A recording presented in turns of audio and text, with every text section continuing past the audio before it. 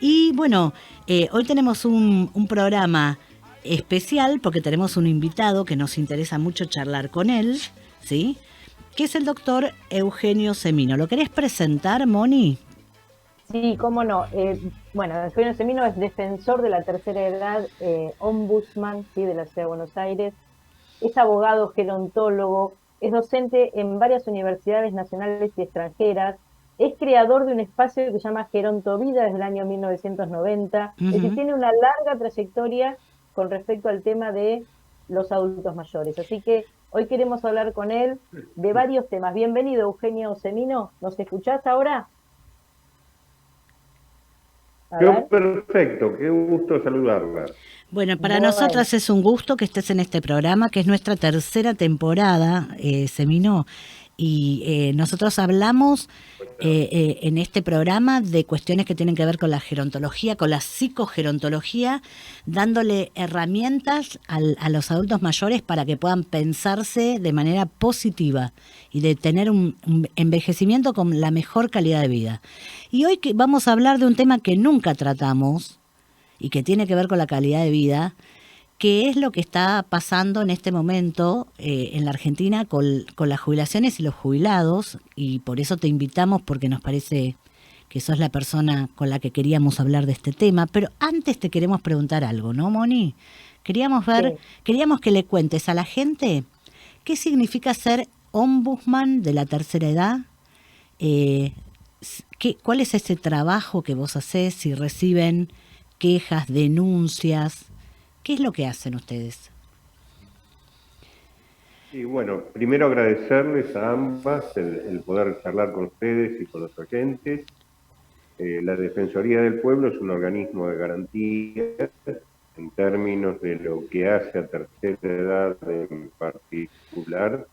Se ha instalado como tal ya hace casi 30 años y lo que recibimos en términos de demanda diaria es alrededor de entre 200 y 400 denuncias que tienen que ver con los temas más variados, Sí. desde lo que es el maltrato institucional, los problemas que puede haber con el CES, con PAMI, con las obras sociales, lo que tiene que ver con la vida cotidiana del adulto mayor, tanto los problemas que pueda tener en su domicilio, en su vecindario, en la vía pública. Así que es muy, muy variado el espectro y a su vez, obviamente, globalizamos muchos de estos planteos y reclamos a partir de, bueno, demandas colectivas que bien son conocidas, ha sido conocido el caso Badaro en su momento, que ha llegado a la Corte, Ujú. lo mismo actualmente están en la Corte Suprema amparos colectivos con el tema de lo que fueron los decretos de necesidad y urgencia para los reajustes del 2020, los Ujú, problemas de vacunación en su momento. ujú. Después hay temporadas, y estamos viviendo una de ellas, tal vez de las más crueles que me ha tocado en tantos años, relacionadas con la disfunción de los sistemas de salud. ¿Por qué Ujú. digo la más cruel? Porque si bien hay problemas crónicos, tanto en obras sociales y sobre todo en el PAMI, Uy, en cuanto a atención, estos se vieron agravados fundamentalmente. no, pero ¿sabe qué? Me preocupa mucho esto que está diciendo, que es como, usted tiene 30 años de trabajo con adultos mayores en esta línea de la Defensoría y me preocupa que usted diga que estamos viviendo como, que usted está viviendo como un periodo de mucha crueldad, que Sí, usted, ¿qué quiere sí, decir? A sí. ver. Sí, más allá de mi periodo en la Defensoría, que son exactamente 28 años, Ujú. los años anteriores estuve a cargo de lo que es los hogares públicos de la ciudad. Ujú. Así que desde la recuperación de la democracia hasta venir acá, Ujú. y acá lo sigo haciendo, hacemos asistencia directa, por lo cual tenemos una visión de distintas etapas que se vieron en Argentina, de problemas crónicos que tiene el sistema de atención, nuestro sistema jubilatorio, nuestro sistema de salud, pero estaba haciendo hincapié en particular en este momento, porque decíamos que a los problemas graves que tiene históricamente el PAMI, los cambios políticos que periódicamente están, la pérdida de recursos humanos en esos cambios, el de financiamiento de obras sociales, se suma el estrés post-pandemia, ¿no? La pandemia caló muy duro en todos los sistemas del mundo y en particular en el nuestro ha hecho no visibilizados, tenidos en cuenta por los decisores políticos, ¿no? En realidad, se ven las consecuencias solo por aparte de aquellos que las sufren, que son los pacientes, sus familiares, que hoy están totalmente desprotegidos. ¿Usted está hablando específicamente de alguna obra social como el PAMI, alguna obra social de los sindicatos o del sistema en general? Sí, mire, el PAMI está dando una bajísima ruta de respuestas y las obras sociales sindicales, la gran mayoría, ha dejado de atender jubilados. Es decir, por ejemplo, una de las más grandes que SOSAC atendió sus jubilados hasta el año pasado. Sigue atendiendo los que ya están en el sistema, pero no absorbe nuevos jubilados que directamente van al PAMI. Claro. Y así pasado con otras obras sociales históricas, por ejemplo, o la de bancario, y todo esto en un momento donde yo señalaba que el PAMI, y lo resumo en lo que es el circuito de atención, y los oyentes lo van a resignificar en términos de su vida cotidiana, y lo vamos a poder entre todos. Sí. La persona llega al médico de cabecera, el médico de cabecera que muchos todavía a día de hoy, post pandemia, siguen atendiendo por vía virtual, que es una vía que sirvió en su momento, pero que es insuficiente, sobre todo con el adulto mayor, ya que el acceso a la tecnología, las dificultades en términos de la conectividad, la que teníamos recién nosotros, ¿no? Es decir, como para poder hacer un Zoom y poder hablar sin interrupción y demás. Fíjense, trasladar esta experiencia hace un ratito en una charla entre médico y paciente, ¿no? Donde se congela la imagen, donde se entrecorta la palabra, es difícil completar la idea. Bueno, el médico de cabecera, en muchos casos, en muchísimos casos, el paciente conoce más a la secretaria del médico que al médico, ¿no? Porque se copian recetas sin tener la prescripción propia de un interrogatorio previo. Ahora, cuando se supera el escollo de estos 15, 20 días de poder tener esta relación con el médico de cabecera, seguramente el médico, conforme la sintomatología, los signos que interpreta del paciente, deriva a un especialista. Ese especialista, más allá en su incursión post-Caribe de la interventora de PAMI, el escándalo político que generó, se hizo el anuncio que se podía optar por médicos especialistas. En realidad fue simplemente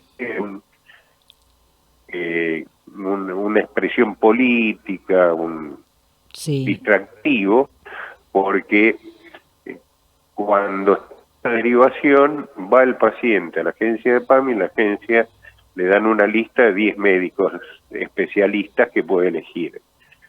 Cuando empieza a llamar, de los 10, 8 ya no atienden a PAMI, el 9º no se puede comunicar, y el 10º, que es con quien se comunica, sin elección alguna, como pretendía hacerlo, le va a dar un turno para dentro de 3 o 4 meses. Sí.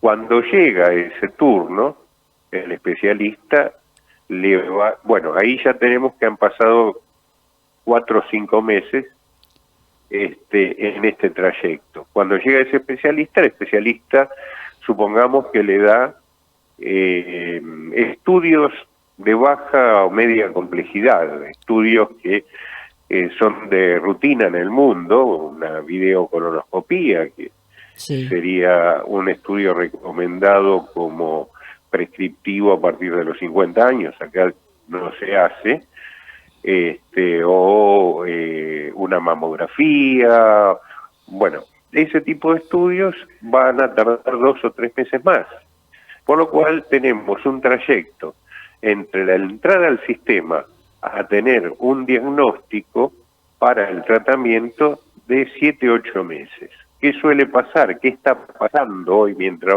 hablamos? La enfermedad no espera, por lo cual en ese trayecto, en el 80% de los casos, la enfermedad hace una etapa aguda y ese paciente tiene que ingresar al sistema por vía de una urgencia, de una guardia. Claro.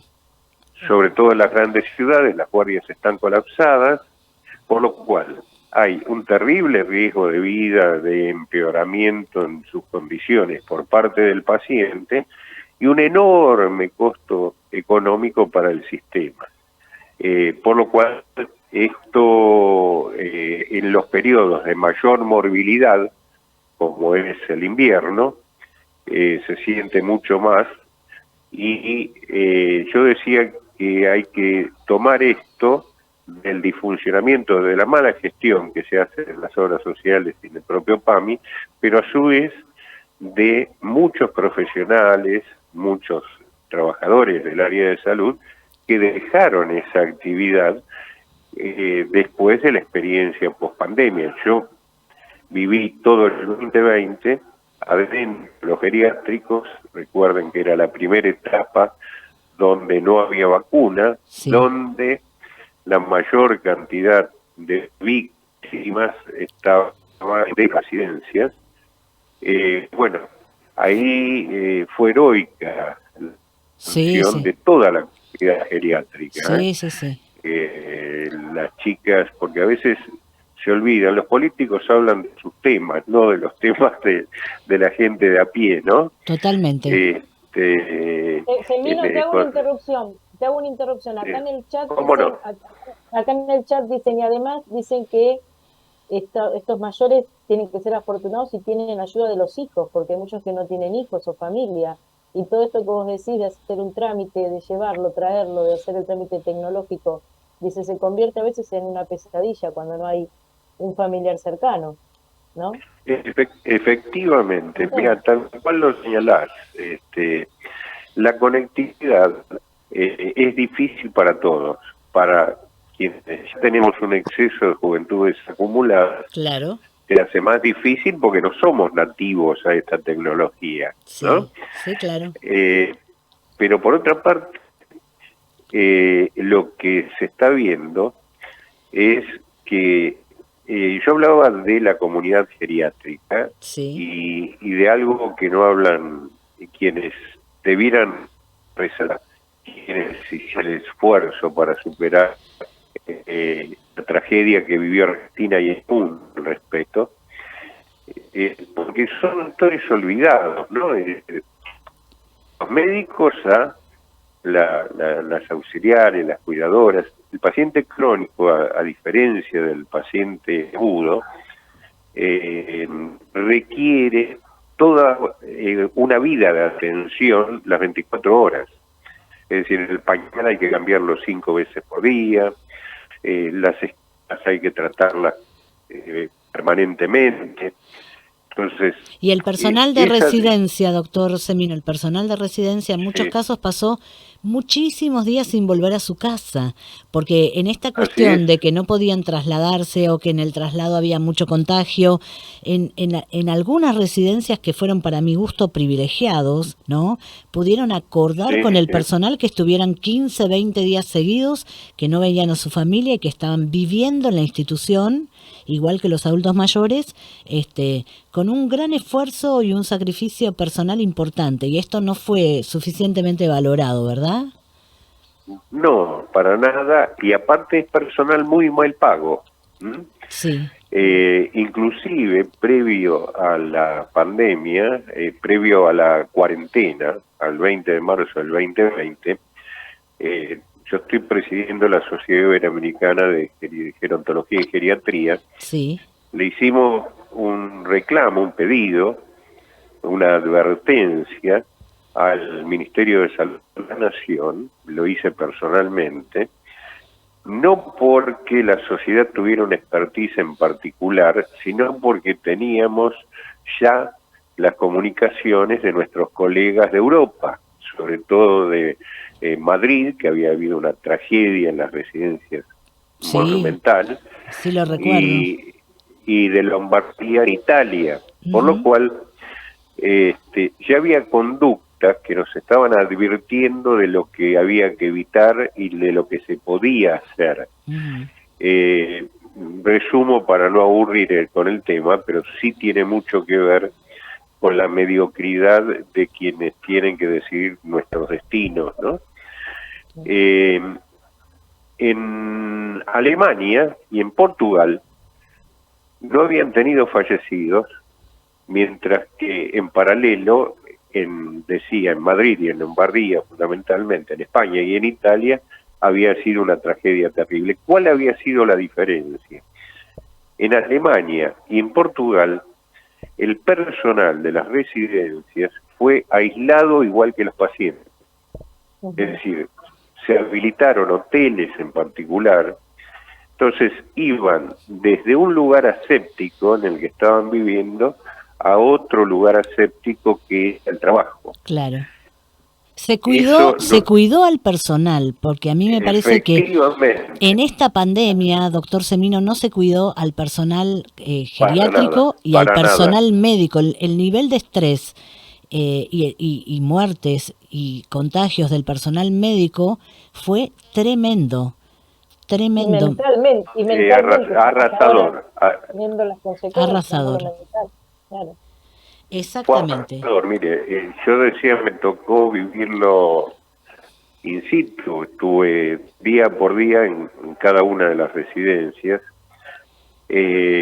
con la enorme ayuda, de la gente del SAME, de mi amigo de la vida, Alberto Crescenti, su director, Sí. y había que, para quienes inclusive íbamos algunas horas, el vestirnos, es decir, ponernos el lambo, el doble barbijo, etcétera, etcétera, Ujú, nos llevaba entre media hora y 45 minutos. ujú. Luego cambiarnos nuevamente, llegar a nuestra casa y dejar la ropa de calle directamente para lavarse y tener una muda para el otro día y hacer, es decir, y la incertidumbre, es decir, los que tuvimos más allá de la protección y de lo que nos han cuidado gente como quien mencionaba, como Alberto Presente y muchos otros, Sí. tuvimos también la suerte, la fortuna de, como se decía, como dicen los chicos, de zafar. ¿M? Sí. Pero eso fue muy aleatorio, y aparte que daba la insensibilidad del lugar, ¿no? Cuando uno se enteró de las cosas que pasaban, el político, los vacunados de privilegio, fiestas, etcétera, etcétera. Pero al margen de todo esto, digo, no al menos, sino respetando el esfuerzo que ha hecho esta gente, la las vidas que han salvado, gente común, con sus trabajos, que venían a la ciudad a trabajar el segundo, tercer cordón del urbano, tomando colectivos, tomando un tren, bueno. Lo cierto, lo estamos, doctor Semino, sí, lo estamos Claro. perdiendo. Le Sí. cuento una cosa, no vamos a abrir otros temas porque lo vamos a dejar para otro programa, lo vamos a invitar para otro programa y vamos a ver cómo nos conectamos con usted con mejor señal, porque no quiero abrir otros temas porque este tema me parece que es muy importante. Quiero dejar que los oyentes rebobinen y escuchen y rebobinen lo que hemos pasado. Yo no, ahora que usted trae al doctor Crescenti, me acuerdo de esos operativos en las residencias geriátricas donde salían casi el 100% de los pacientes con COVID internados. Fue dramático, realmente fue una locura lo que vivimos. Entonces yo lo comprometo nosotros nos vamos a volver a comunicar a que tengamos una charla, quizás en presencia, que no tenemos problemas de wifi, y le vamos a dedicar 1 hora de programa para hablar de las jubilaciones, de la canasta básica, de todas estas cuestiones. Con mucho gusto. ¿Le parece? Pero lo vamos a mucho gusto. Lo vamos a convocar al piso porque así sacamos los problemas de conexión y de paso le contamos a los adultos mayores que todos tenemos problemas de conexión. Y la verdad que lo mejor es la presencialidad, es lo más sano para la mejor comunicación y para la calidad de vida emocional y física de las personas, ¿no es cierto? Y antes de que se vaya Eugenio, sí. Antes de que te vayas, Eugenio, si podés dar alguna dirección. Yo dije que está en la avenida Belgrano 673, ¿no es cierto? Por si alguna persona se quiere acercar. Sí. ¿Y algún otro dato más que dejes, algún contacto? ¿Cómo no? Estamos, bueno, en este momento lo estoy de 10 a 17 atendiendo personalmente en Belgrano 673, que es la Defensoría del Pueblo. Nuestra dirección de correo es terceraedad, todo en letras, @defensoría.org.ar. Mi dirección institucional de correo es semino con S, @defensoría.org.ar, y nuestra página de la Sociedad Iberoamericana de Gerontología es yendo directo al Google con la palabra Gerontovida. Ahí traerá la página donde trabaja. Se entrecorta mucho, la página es Gerontovida. Doctor Semino, le agradecemos muchísimo este contacto y esta entrevista con Los Años No Vienen Solos, y lo comprometemos a una entrevista presencial donde vamos a hablar de las jubilaciones, la canasta básica, en qué gastan los jubilados, cómo hacen para vivir y para sobrevivir. ¿Le parece? Quedo comprometido de llevar las medialunas. Excelente, excelente. Ese día levanto la dieta. Me encantó, doctor Semino. Muchísimas gracias por estar con nosotras. Un abrazo grande.